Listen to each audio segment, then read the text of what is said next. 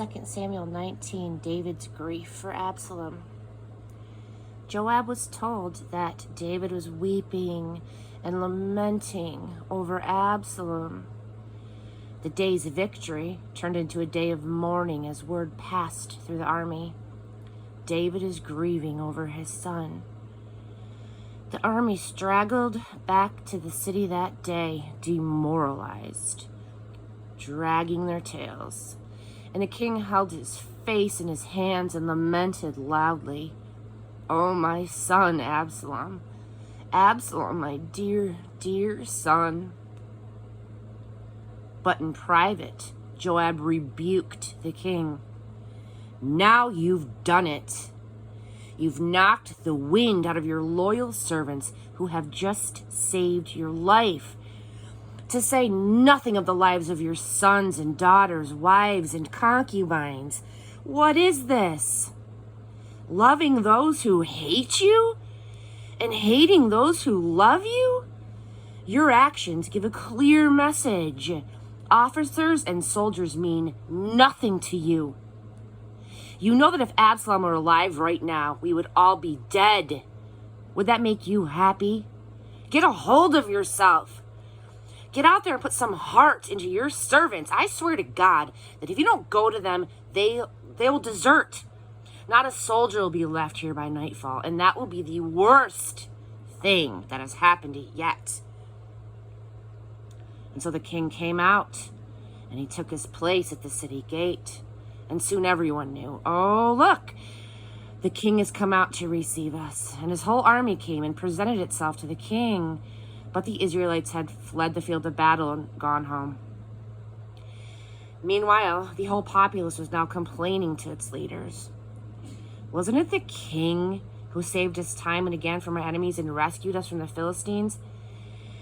And now he has had to flee the country on account of Absalom. And now this Absalom, whom we made king, is dead in battle. So what are you waiting for?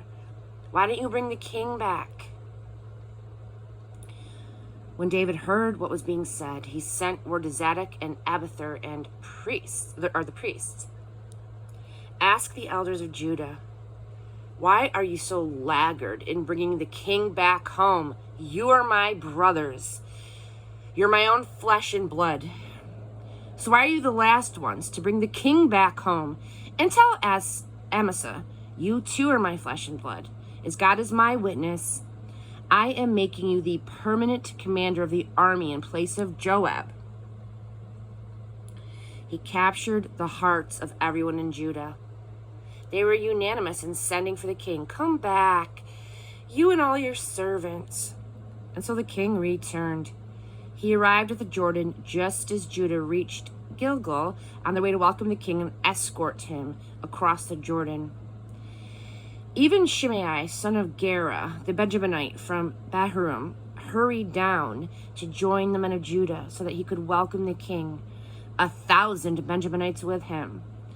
And Ziba, Saul's steward, with his 15 sons and 20 servants, waded across the Jordan to meet the king and brought his entourage across, doing whatever they could to make the king feel comfortable.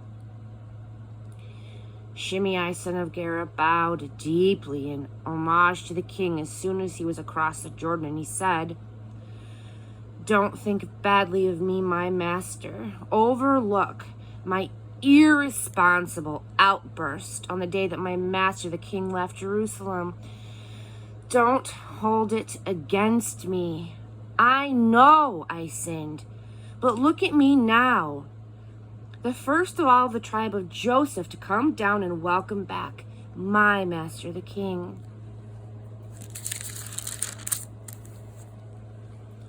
Abishai, son of Zeruiah, interrupted. "Enough of this. Shouldn't we kill him outright? Why, he has cursed God's anointed." But David said, "What is it with you sons of Zeruiah? Why do you insist on being so contentious? Nobody is going to be killed today.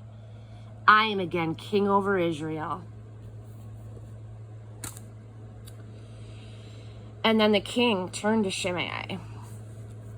You're not going to die. And the king gave him his word. Next, Mephibosheth, grandson of Saul, arrived from Jerusalem to welcome the king. He had not combed his hair or trimmed his beard or washed his clothes from the day the king left until the day he returned safe and sound. The king said, "And why didn't you come with me, Mephibosheth?" "My master, the king," he said, "my servant betrayed me. I told him to saddle my donkey so that I could ride it and go with the king, for as you know, I am lame. And then he lied to you about me. But my master, the king, has been like one of God's angels. He knew what was right and he did it. Wasn't everyone in my father's house doomed?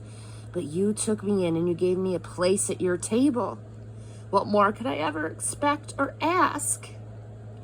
"That's enough," said the king. "Say no more. Here's my decision. You and Ziba divide the property between you." Mephibosheth said, "Oh, let him have it all. All I care about is that my master the king is home safe and sound." Barzillai the Gileadite had come down from Rogelim. He crossed the Jordan with the king to give him a good send-off. Barzillai was a very old man, 80 years old. He had supplied the king's needs all the while he was in Mahanaim, since he was very wealthy. "Join me in Jerusalem," the king said to Barzillai. "Let me take care of you." But Barzillai declined the offer. "How long do you think I'd live if I went with the king to Jerusalem? I'm 80 years old and not much good to anyone anymore. I can't taste food, can't hear music. So why add to the burdens of my master the king? I'll just go a little way across the Jordan with the king. But why would the king need to make a great thing of that? Let me go back and die in my hometown and be buried with my father and mother. But my servant, Kimham here, let him go with you in my place, but treat him well." The king said, "That's settled then. Kingham goes with me, and I will treat him well. If you think of anything else, I'll do that for you too." The army crossed the Jordan, but the king stayed. The king kissed and blessed Barzillai, who then returned home. And then the king, Kimham, with him, crossed over at Gilgal. The whole army of Judah and half the army of Israel processed with the king.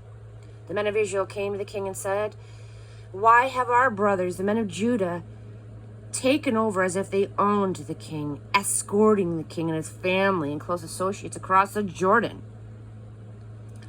The men of Jordan retorted, "Because the king is related to us, that's why. But why make a scene? You don't see us getting treated special because of it, do you?" The men of Israel shot back, "We have 10 shares in the king to your 1. Besides, we're the firstborn, so why are we having to play second fiddle? It was our idea to bring him back." But the men of Judah took a harder line than the men of Israel.